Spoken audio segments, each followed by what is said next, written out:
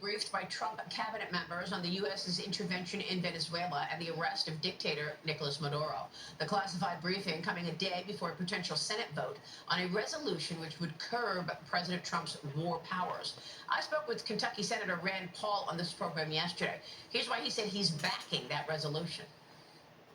I'll vote yes because, our founding fathers debated this. They debated whether or not the initiation of war, the declaration of war, should begin with Congress, with the people, with the people's representatives, or whether or not it should be left to one person. This was a long and very public debate. And I think bombing another nation's capital and removing their president is an act of war. Anybody who argues otherwise, I think, has a very difficult argument. The president is now weighing the use of military to acquire the Danish territory of Greenland. White House Press Secretary Caroline Leavitt writes this yesterday. President Trump has made it well known that acquiring Greenland is a national security priority of the United States, and it is vital to deter our adversaries in the Arctic region. Joining me now is Tennessee Congressman Andy Ogles. He's a member of the House Homeland Security Committee. Congressman, what are your thoughts on this? The president has talked a lot about Greenland, and now it seems that his thoughts are materializing. He's not weighing, he's not excluding the potential use of military here to acquire Greenland.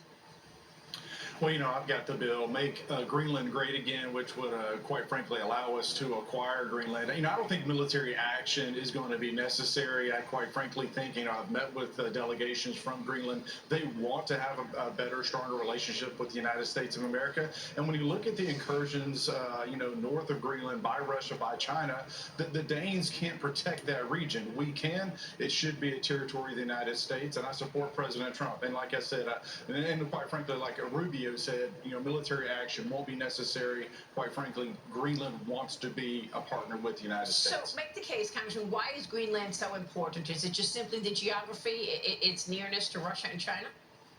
Absolutely. When you look at the resources that are available, the potential for drilling, and the passage of military assets in that region, as you see the area, the sea becoming more more traversable, it's important that we have a stake in Greenland, that they are quite frankly a protectorate of the United States, and not they've been in participation or a relationship with Denmark. That needs to end. Denmark, we have spilled more blood. The United States of America has spilled more blood protecting Greenland than the Danes have. We have a greater vested interest in Greenland than, geographically speaking, than the Denmark, the Danes have. And so when you look at the Monroe Doctrine, when you look at the Western Hemisphere, we are the dominant predator, quite frankly, force in the Western Hemisphere. And that speaks to Venezuela, where I'll take odds with Senator Paul, my friend, quite frankly, is that, you had a dictator who was poisoning and killing Americans. And the president of the United States has sent a clear message. If you were complicit in killing Americans, we are going to come for you. And it was a military action, but it was on behalf of the United States, the American people, and our law enforcement capabilities. Well, what can you tell us about that? Because the president addressed House Republicans at the Trump Kennedy Center yesterday. He tried to lay out the GOP's election year agenda and the consequences should Republicans lose the leadership in the House and Senate. Watch this.